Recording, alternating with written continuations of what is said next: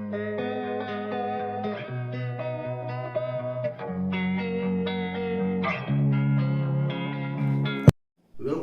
To my channel follow to history.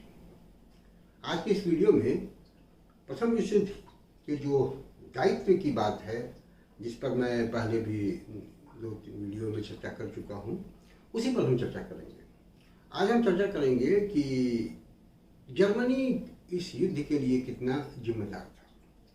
अगर हम Germany की बात करें तो जर्मनी का एकमात्र दोस्त जिस पर वो भरोसा कर सकता था वो ऑस्ट्रिया ही था, और ऑस्ट्रिया को वो किसी भी कीमत पर छोड़ नहीं सकता था। स्थिति यह थी कि जो मित्र राष्ट्र थे, ब्रिटेन और रूस और फ्रांस, उनको ये पता था कि ऑस्ट्रिया जो भी काम करता है वो जर्मनी से सलाह लेकर करता है, वो जर्मनी की सलाह को नज़रअंदाज नहीं कर सकता। जर्मनी की स्थिति ये थी कि वो भी घिरा हुआ था फ्रांस और रूस से।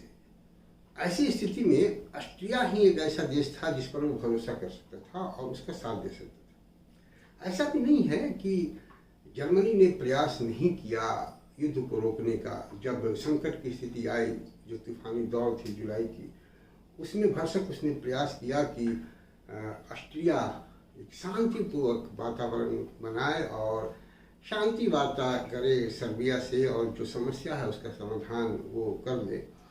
लेकिन ये जो प्रयास की गई वो बहुत देर से प्रयास की गई, तब तक स्थिति हाथ से निकल चुकी थी। दूसरी तरफ यह भी देखा गया कि रूस जो है वो सेना की लामबंदी का आदेश दे चुका था, तो यह भी जर्मनी के लिए एक भयानक स्थिति थी। जर्मनी का वेस्लाम हिल्वे जब ये समझ गया कि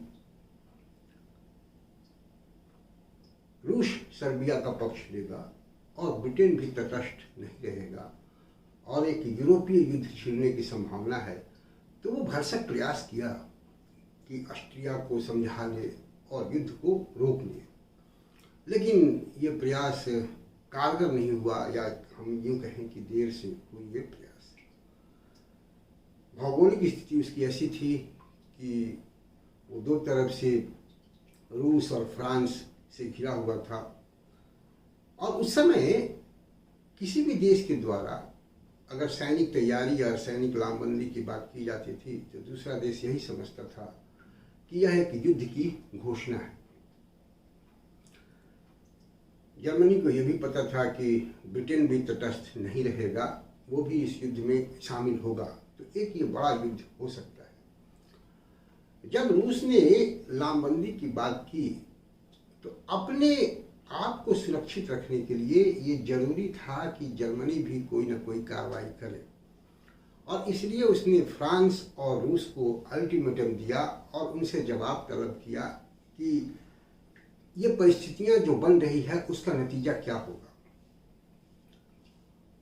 यहाँ तक कि रूस को चेतावनी भी दिया कि अगर वो सैनिक लामबंदी को रद्द नहीं करता है तो जर्मनी भी मजबूर हो जाएगा आर्मी को मोबिलाइज करने के लिए।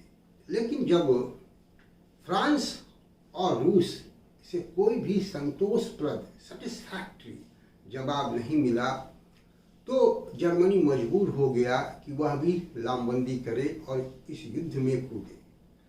तो अगर हम एक तरह से देखें तो जर्मनी जो है वो ऑस्ट्रिया से मित्रता और थोड़ी बहुत अपनी मूर्खता की वजह से इस युद्ध में कूदी। जर्मनी ने यह फैसला किया कि पहले फ्रांस की खबर ले लेते हैं, फिर रूस से निपट लिया जाएगा, और फ्रांस को पराजित करने के लिए ये जरूरी था कि बेल्जियम के रास्ते वो फ्रांस जाए, और बेल्जियम में अपनी सैनिक की लामबंदी करना ब्रिटेन को उकसा दिया और ब्रिटेन भी इस युद्ध में शामिल हो गया।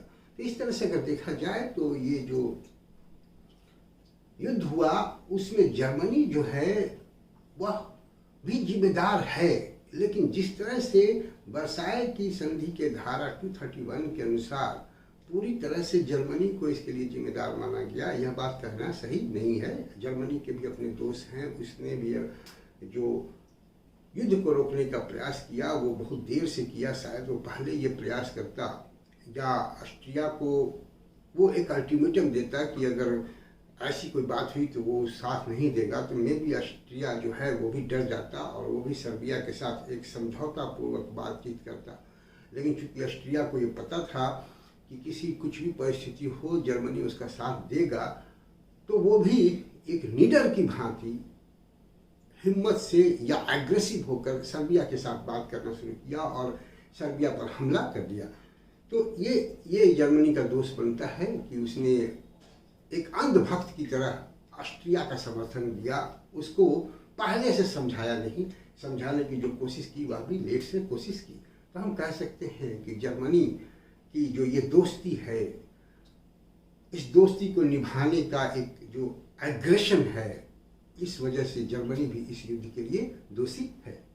तो आज की इस वीडियो में इतना ही। उम्मीद है आपको अच्छा लगेगा। अच्छा लगे तो आप इसको देखें, अपने दोस्तों को सजेस्ट करें और मेरे चैनल को सब्सक्राइब करें।